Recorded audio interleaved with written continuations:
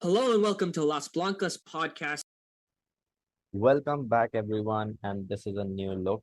Hello, once again. This is Las Blancas in a new look. Welcome to our new YouTube channel. This is the same podcast, but in a different look, basically. And this is where you will be getting all of the updates for Real Madrid Femenino moving forwards. So, as always, I've got Kanita with me, and this time we will be discussing Real Madrid's game against Espanyol, not the men's one that they lost, the women's side which won 5-0. Uh, and it was a different game. There are a couple of talking points, there are a couple of debuts as well, which are very interesting, and we'll get into all of that. And I've got Kanita with me. Kanita, how are you feeling about this whole change and the game in general as well? First of all, I love that you clarified that that they lost. Yeah. But yeah, definitely a different vibe in this game as well, since we had three very bad games previously. Mm. And we had two losses as well. Yeah. Anyway, but this change, yeah, I mean, it is a new look, and it's an experimental phase as well. For in the beginning we'll just be posting this on YouTube, right? Because we have things to learn about the whole Yeah. posting procedure. So yeah, it's an experimental phase. So we hope it's you have a bit of patience with us here. But yeah, we'll continue doing what we do, and we'll try to bring new stuff to this channel as well. So yeah, and yeah, I'm excited to talk about this 5-0 win against Espanyol. Yes, this will, and we will try our best to make this a very exciting change because we have discussed some things. We have discussed how we want to progress with this. So I'm pretty sure you guys are going to enjoy it. We just want your support in this. We'll be doing some watch-alongs. We'll be doing some live streams as well in the future. So there's a lot of stuff happening, and hopefully, fingers crossed, it all turns out well. One thing assured from both of us is that Las Blancas won't stop. That English coverage for the women's side, that tactical coverage for the women's side won't stop. And yeah, come join us in this journey. Your support means a lot. Now let's get into the game. So we beat Espanyol 5-0, which thinking about it, was the result was a given, but the game did not really was as easy in the first 40 45 minutes. I would say we ended the first half 2-0, 2 goals up, but still I feel like we struggled a bit in the first 30 40 minutes of the game. And that was thanks to Espanyol shape. We'll get into that. But let's start by talking about something that immediately caught our eyes when the lineups were out, which was a debut of a certain Brazilian who has joined us in the January transfer window. So let's look at the lineups first and take things from there, I guess. So it was once again like slight rotation, but it was, I'll quickly read through the lineup as you can see on your screens as well. It was Misa in goal, Shayla starting as a right back, center back duo of Lacrar and Rocio. Yasmin was starting as a left back, which was a welcome change because we haven't seen anyone else apart from Olga in that position starting games. Uh, it was a double pivot of Tere and Angildal with a front four of Atenea, where Linda Caicedo and Brun, which seems like our primary, like first choice attacking quartet at this point. Um, Lakrar, who was injured, but was sort of rushed back. I don't know. She has looked really good after coming back as well.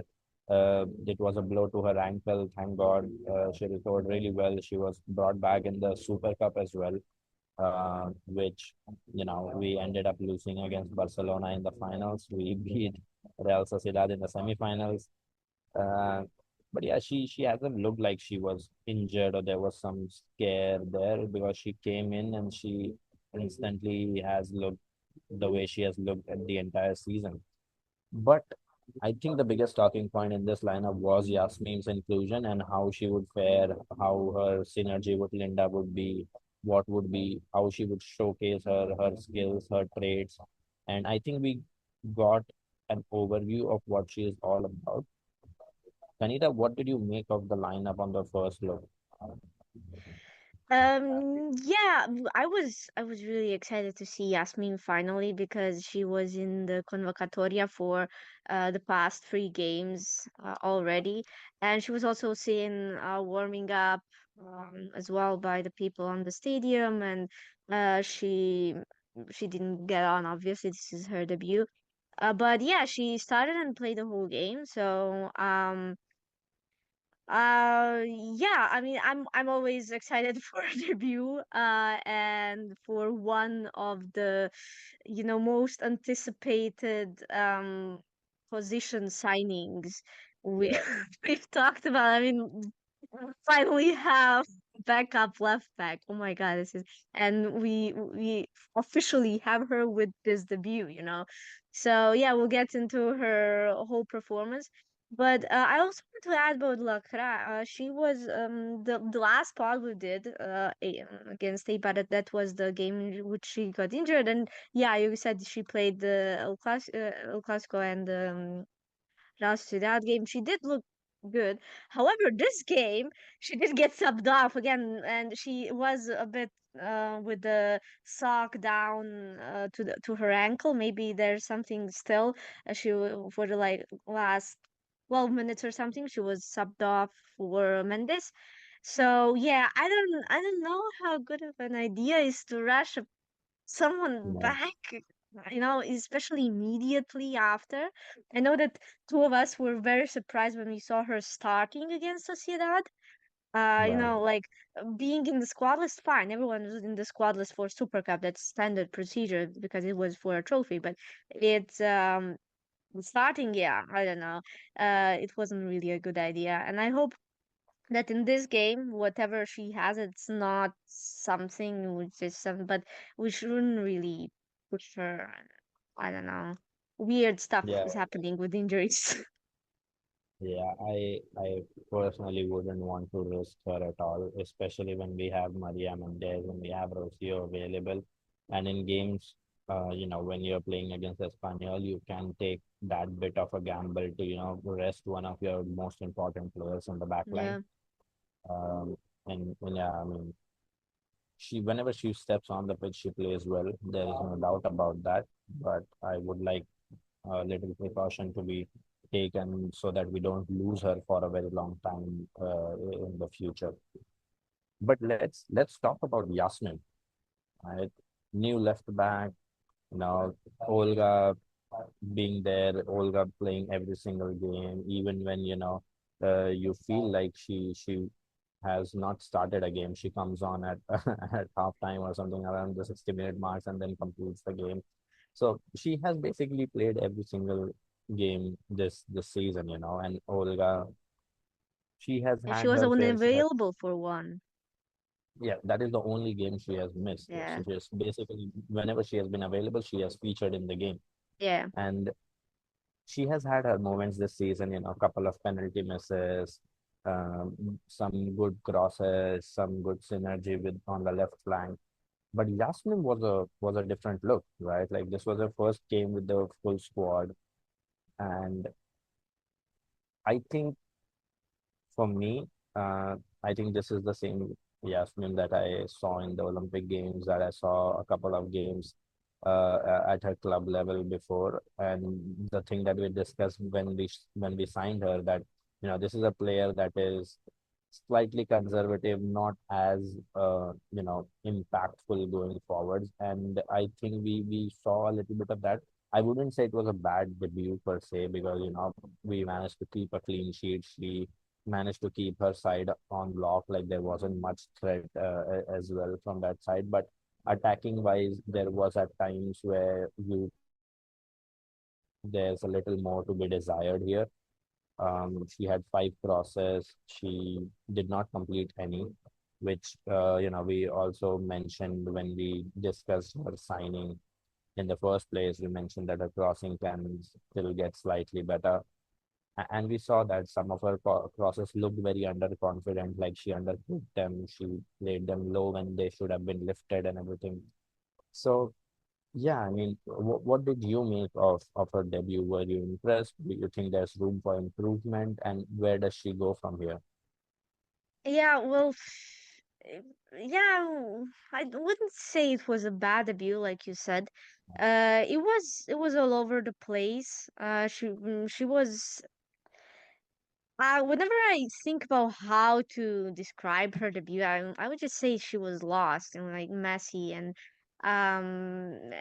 yeah, because we are so used to playing on that left side and we have this regular triangle like between Olga, Linda, and Weir. Like we always see that in attack. So they already have this synergy throughout the whole season, set up. And obviously, when you have a new player, it's not gonna be, like that. And she's still yet to understand her teammates because, for example, sometimes you'd see Yasmin waiting at the edge of the box, where in that case, she should switch with Linda because Linda is supposed to be there. She should Yasmin should go from the outside like Olga does. So it's something that she has to learn about her teammates, and it's not gonna come without playing. Obviously, she had these 90 minutes. She I think like towards the end of the game was a bit better with communication. I think as well we'll get to Irune, but Irune I think helped her in communication as well from the back. So yeah, I mean, I don't know. She was lost for me. She was also frustrated whenever she would miss something. Like you can see her reacting, I missed this or something. She was really frustrated about that. And I also heard from the people that it's on the stadium. She's usually alone, like secluded. It's obvious that the language also has influence on that because she doesn't know the language yet. It's probably gonna be not gonna be as problematic, because Portuguese and Spanish, but until she gets, kind of in the groove with the team, but I don't know. I don't see anything concerning for now. Like you said, yeah, it's like from Olympics, but Messi, the crosses. I mean, four of those crosses were in the first half, and I was just I was literally counting them. Like, oh, first cross, amazing. She missed. She that was a really bad cross, but like, oh my God, welcome Yasmin, first cross in Real Madrid. Welcome to Real Madrid, Yasmin. So. But yeah, I mean, what can you do? I feel, I mean, that incorporation into the side, that, gelling together will take time. Obviously, like she'll get to know her teammates, she'll get to know different things, and she'll be a part of the group. I don't worry about that. But my major concern is what you pointed out as well, that she was at times very narrow. And I think that is something that is a part of her game. Like she isn't one who will overlap on the regular. Like that is some, because whenever we went in attack on the left hand side, it was completely Linda, and there was no support from the fullback running on the outside on the overlap.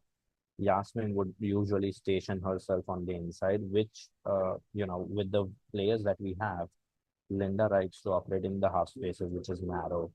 Weir likes to operate in the half spaces in the middle, which is narrow. If you play Angel Doll also likes to play on those spaces on the right hand side.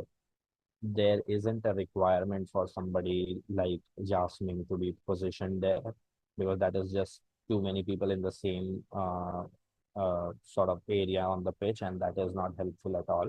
That is the only concern that I have. Yeah. I knew her crossing isn't the best, and that crossing won't come either because a lot of our attacks are built for these overlap players running to the byline and then playing the crosses, and not for playing crosses from the inside, right? Because we rarely do that. We rarely play crosses from the inside towards the far post. We are usually running at the byline and then we are playing the crosses. That is the way we attack. That is the routine pattern that we have in attack. And that is my only concern with her. I wouldn't say it was a bad debut. I think she has some qualities that will help us, and definitely one of the biggest positive of her being in the team is the fact that we'll be able to rest Olga now, uh, which is very important because she has been run to the ground with the minutes and everything. And I hope that I hope it's not a situation like the right back situation is, where you are rotating them every Yeah. single game, because that Mm. wouldn't help anyone. But in games like these, in maybe games where you have a Champions League game coming up and you want to rotate, or maybe Copa de la Reina, I think we'll see Yasmin a lot more, or maybe in closing down games when you're trying to defend the lead. I think Yasmin can help us in that as well. So looking forward to it. Yes, the debut, there were some trades that we noticed, and I think she'll do well. I'm looking forward to how she fares as well. I think as much as the scoreline would suggest, this was, an utterly dominant performance. I think there were elements in the first 30, 40 minutes where we, struggled to create chance, where we were struggling to break through Espanyol's block. And I think that was partly because of their 5-4-1 shape. So this is from very early on in the game, where we can see what I'm talking about. I'll just quickly highlight their shape here. And this has been, sort of an issue for us, where if a team plays a deep block, just like against Ibar, it happened. They were playing with a Ibar, they were playing with a 6-3-1 sort of weird Yeah. formation, where they were defending really, really deep with a lot of bodies, and we struggled to break that. So here I'm going to point out their block. So this 2, 3. This is the fourth player here in between, and that is 5, along with a midfield line of 1, 2, 3, and 4. And this is the lone striker that they have right here, who who was the only player, that was looking to play in our half. In case of a turnover, they'll sort of, push the ball high up and take things from there. But apart from that, they were defending very deep, and this is something that we have struggled in the past as well, with breaking a back five. Usually in these cases, the thing that helps us the most is switching to a back three and having 5 bodies in front of that. Here we do have 5 bodies, but again, this narrowness between this is what I'm talking about. This is very compact. There isn't much space between the two lines, basically. So there isn't much time whenever, if let's say this Caroline Weir here receives the ball, there isn't much time to maneuver, because two players from this direction close her down. And if that forces her to go wide, that is what Espanyol basically want, because once you are wide, the other side is defended by the touch line, and then these two players can quickly close Linda, and either she'll turn over or she'll play the ball back. And this is the whole thing that I'm talking about. In the first 40 minutes, I think we struggled with this a lot. We just had 3 shots on target in the first half. Two of them resulted in a goal. The first one was also like a big mess, sort of situation. But yeah, I felt like in the first half, until that first goal, they did really well. And yeah, if you talk about breaking this sort of block, you either need a lot of bodies, like we have 5, but you still need quick ball movement to sort of move them around, or you need an individual skill to just run through and dribble past 2, 3, 4 players and score a goal. And that is what happened on the on the second goal when Athenia just picked the ball up and she ran through everyone, dribbling pass, and she scored. So that is the only other way that you can break this sort of a block. So it was rigid. I would give them that. It was well drilled as well in the first half, and yeah, it caused us problem. What did you make of uh, Espanyol's defending and Espanyol's five-player block in this game? I mean, listen, gotta give them credit to that they know never Linda uh is in danger of getting the ball, that they close her down. Like you said, like even this shape here, you can see there were two players ready to close her down even here in this position.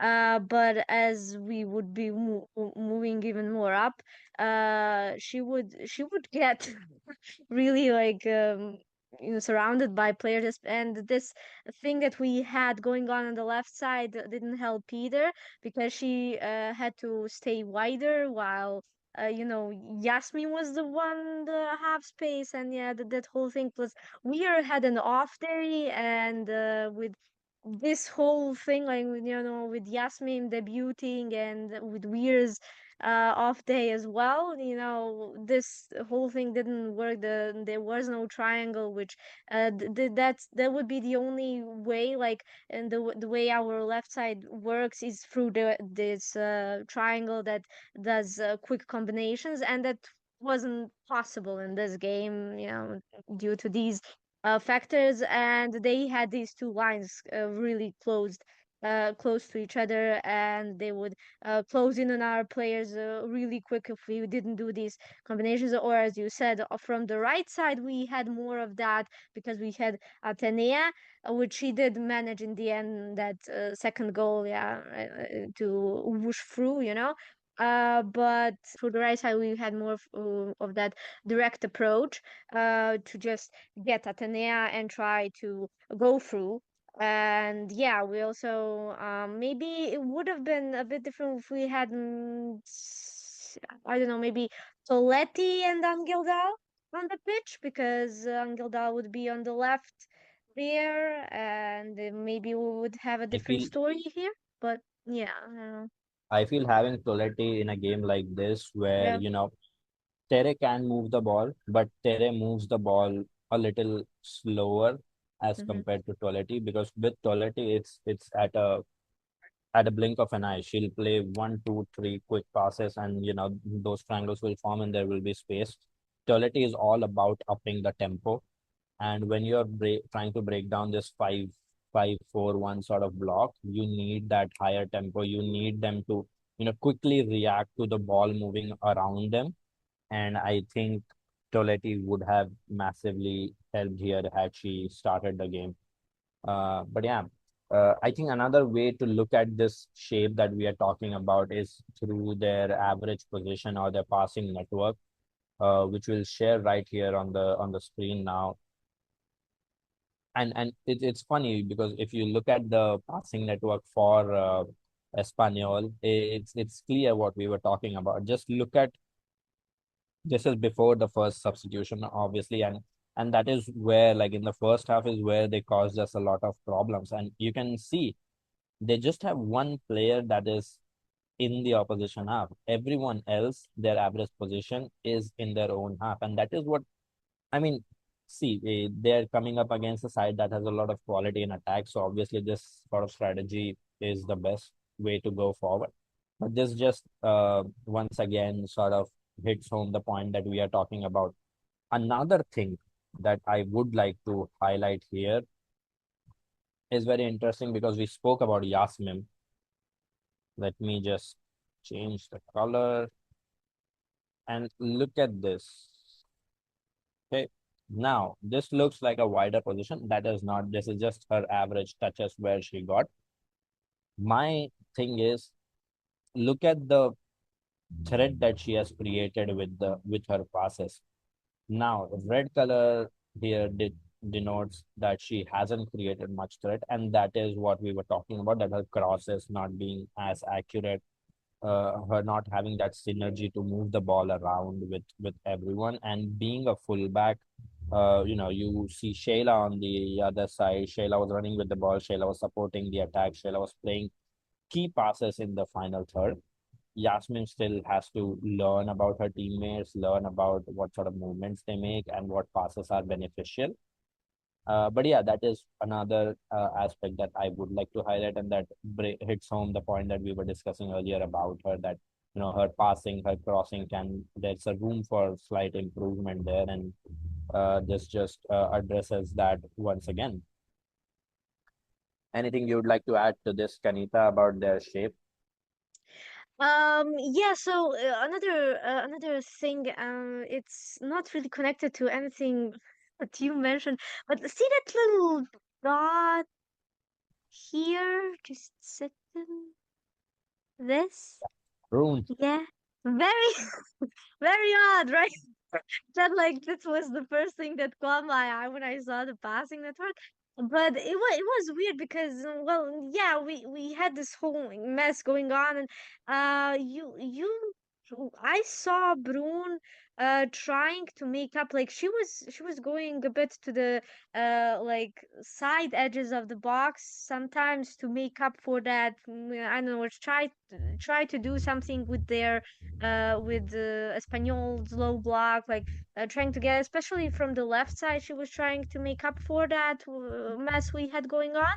And yeah, it shows that she's not really connected with anyone, and that odd positioning, like they're very in like what she we have like four players positioned more up front than her in this passing network. So yeah, it was a lot of making up for a lot of things, and yeah, I just wanted to add this. And yeah, yes, yes, Mims, here like passing value and all, not really surprising either. Like you said, the crosses were weird, and this and yeah, she had touches wide, and she when we were discussing her for in one of the previous pods, her how she plays, that she would hug the touchline, but it's in this way, right? Like she would be positioned a bit more inside, but her touches mostly are on the touchline, which is a bit weird. I don't know. We'll see how it progresses in this team. But yeah, yes, that's it.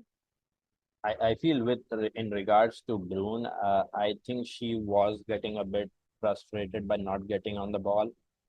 Because this back five and everything, whenever we try to play through as well, with Weir having an off day, with Angeldal having not the best sort of game still, and I think Brune was a little frustrated that she wasn't able to get on the ball as much, and that is why you saw a lot of those movements where she is drifting out wide, she's going to the edge of the box, she's dropping deep, but she wanted to get on the ball because she wasn't involved at all.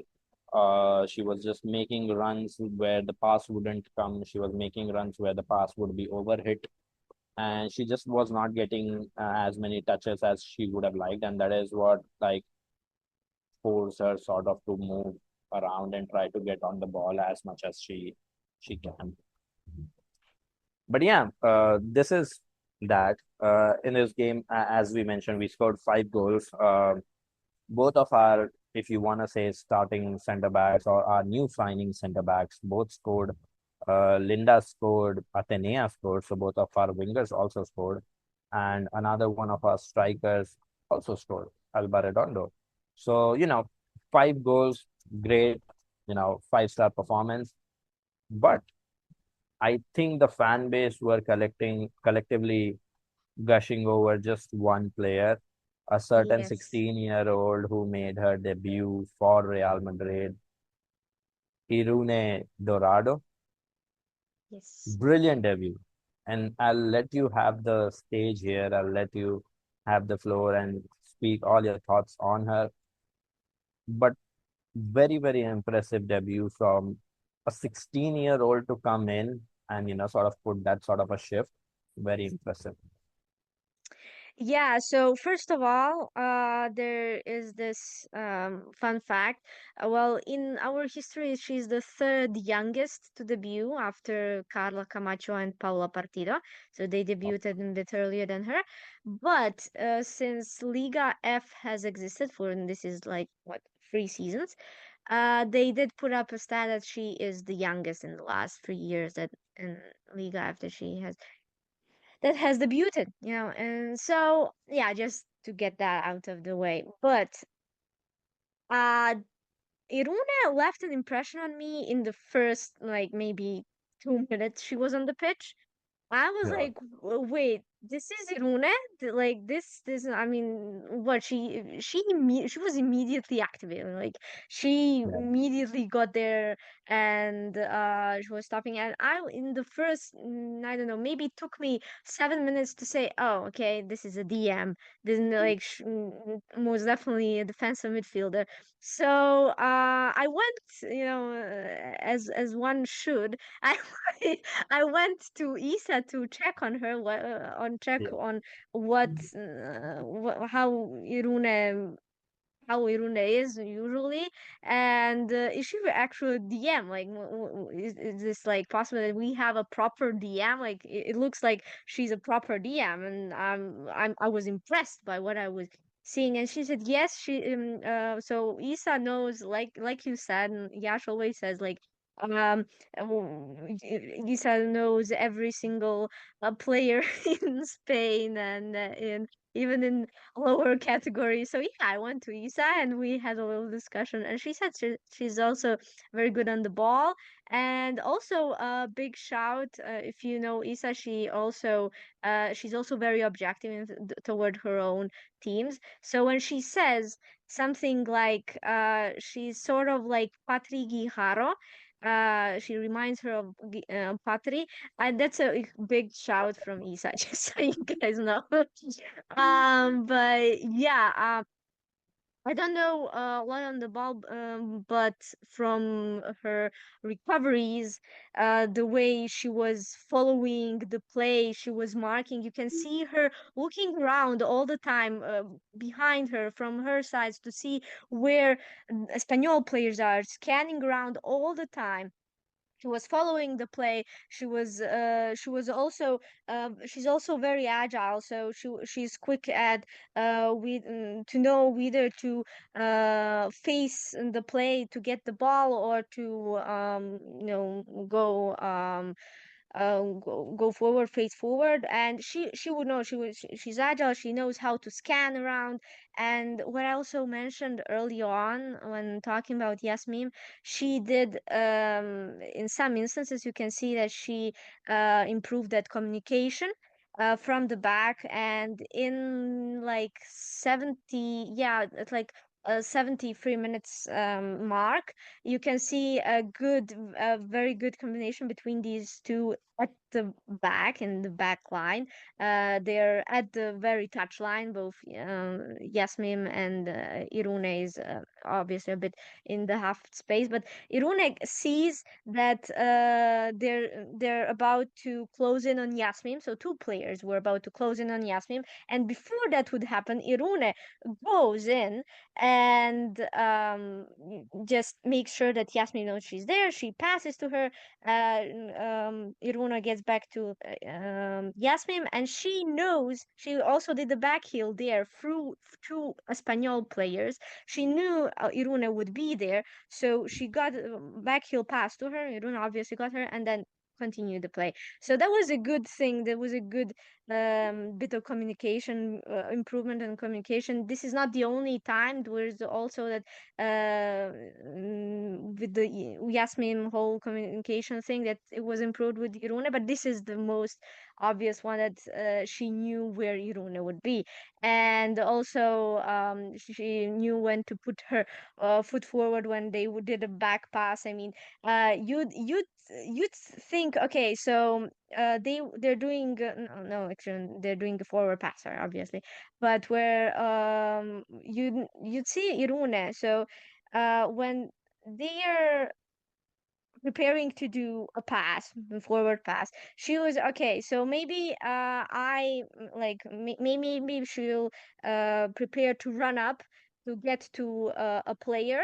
However, in brief of a moment, she realizes that it's better to just put foot forward and do tackle to just intercept that pass immediately. And that was like 3 minutes into the game, like that she got subbed on.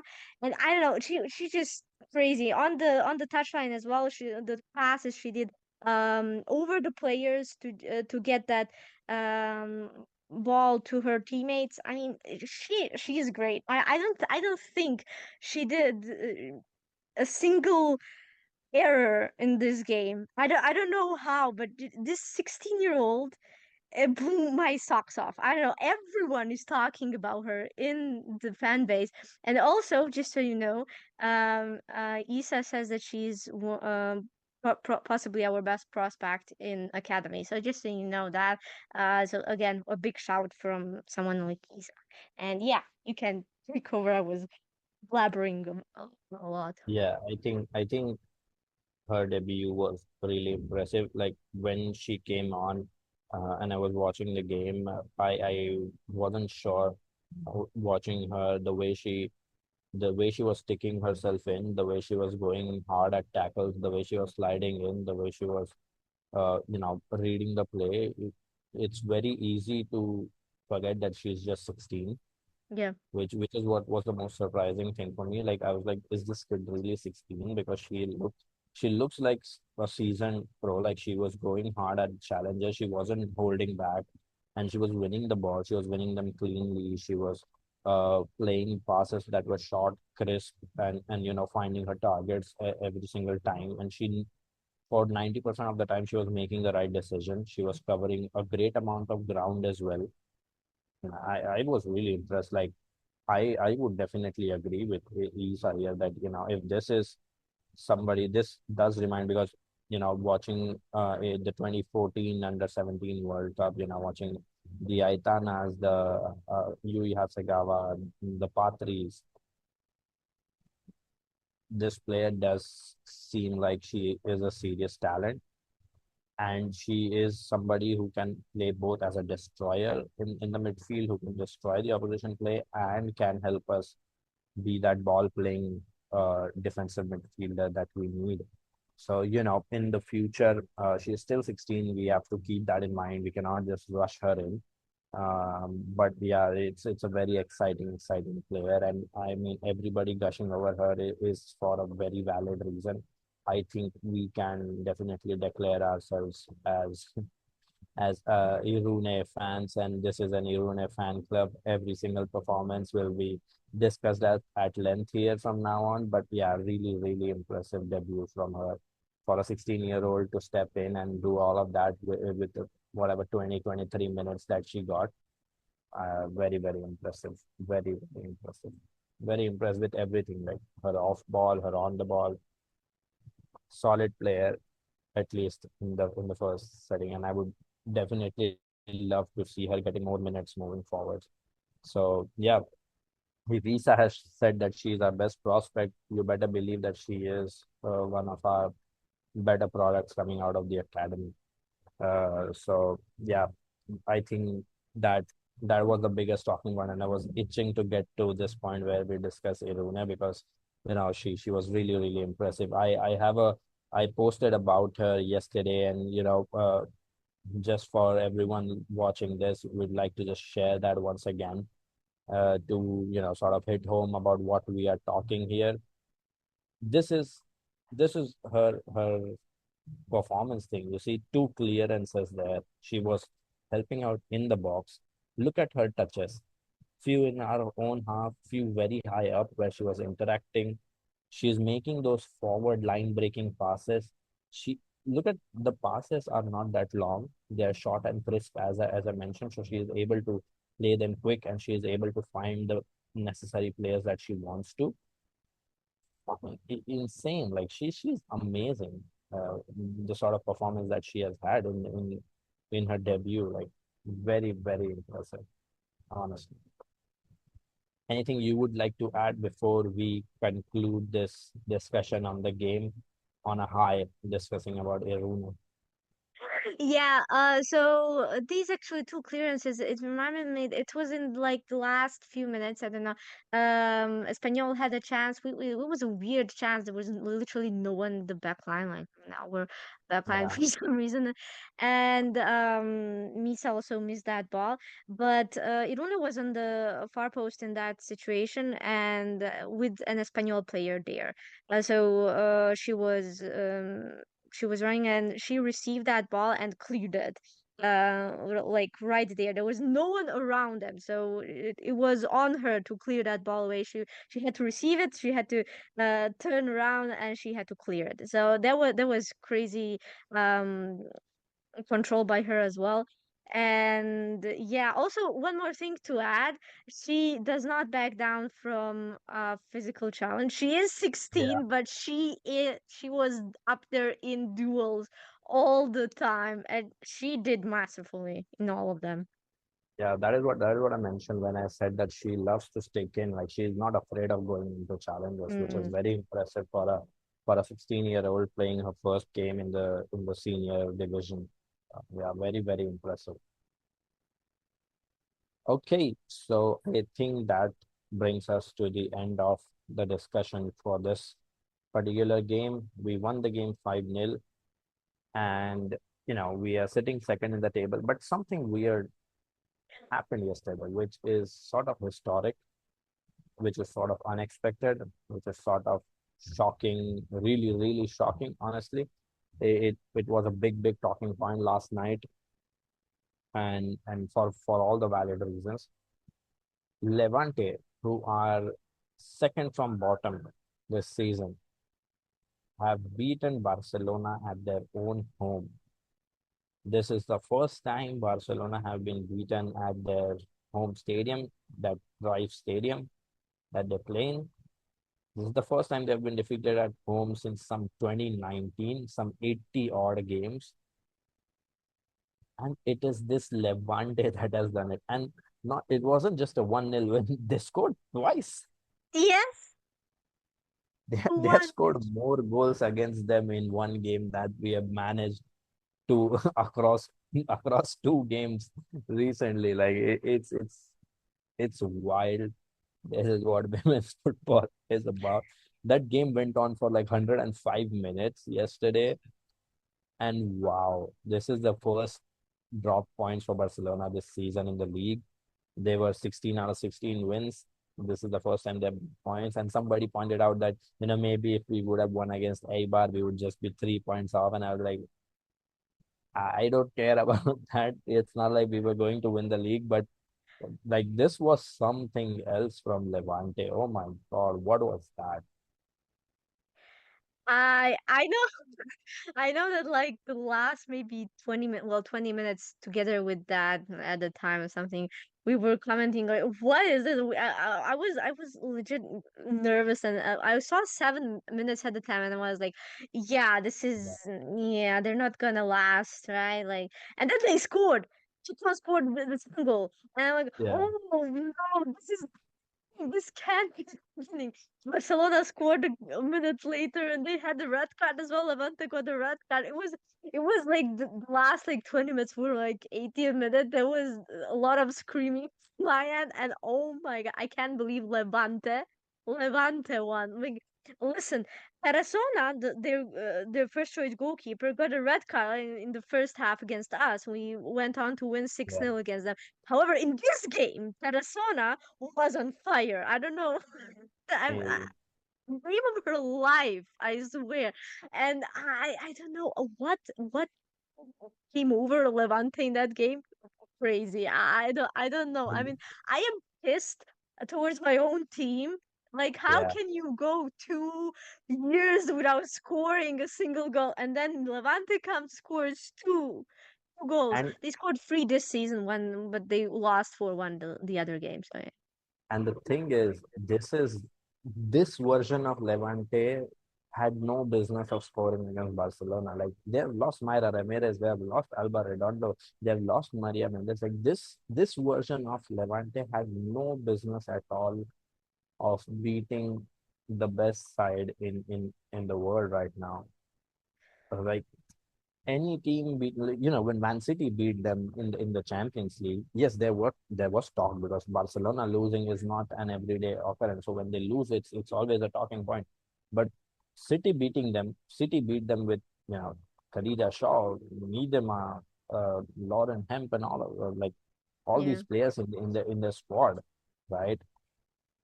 But Levante have done the absolute impossible here. And Tarazona, oh my God, like she put her body on the line there and was insane. It was an insane watch. They say there's some pleasure to be driven from hate watches, and this was one of them. Like, it's good that they're not going to sort of win the league without losing or without dropping any points. That is always good. But yeah, I mean, insane result. Like in the larger context of things, given how dominant Barcelona has been at their home, this result is quite something. It's quite something. As Like you this is say, it's not football, it's Liga F. uh, Don't try to understand it, guys. Liga F is how a not for team the weak. how a team that had only what 3 wins before this or 2 wins before this, and this was their third win of the season, I think. Oh my God! Like what Yeah, even? What even? yeah. Wow!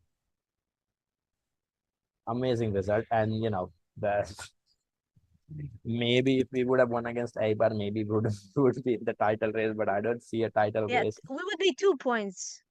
Yeah, we would be 2 points off, but yeah, I mean, who knows?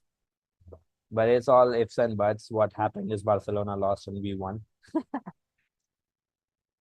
You don't get to say that every week. So we are going to relish that for this one. And yeah, this brings us to the end of the pod. This is, as we mentioned at the start, this is a new look. This is going to be how it is going to be moving forwards. We will be figuring out how to get it out on Spotify and other platforms as well in the audio format. But for now, the YouTube channel is going to be your uh, go-to place for everything Real Madrid Femenino. And yeah, I hope you guys like this episode, and I hope you guys support us in this new venture. Only thing that we can promise is that Las Blancas won't go away, and we'll be bringing you coverage from every single game, and we'll be bringing you lots of new stuff as well moving forward. So exciting times, new challenges, and yeah, in all of And this together. yeah, I was just like, you guys were so sweet with all the comments, and you were also asking us immediately to get the channel up and share it and all that. Like, you guys are really supporters, so you're all amazing for your support, and really thank you a lot. It means a lot. Yeah, yeah, we read every single one comment or every single Yeah. reply that you guys make, and even if it's a criticism, we try to incorporate it and try to change things. And I hope it continues. I hope you guys keep sending us feedback, keep sending us whatever you feel we should be doing, and yeah, we'll try our best to do all of that. So thank you for all the support, and hopefully you will join us on this journey. Until next time, Ala Madrid. Hala Madrid.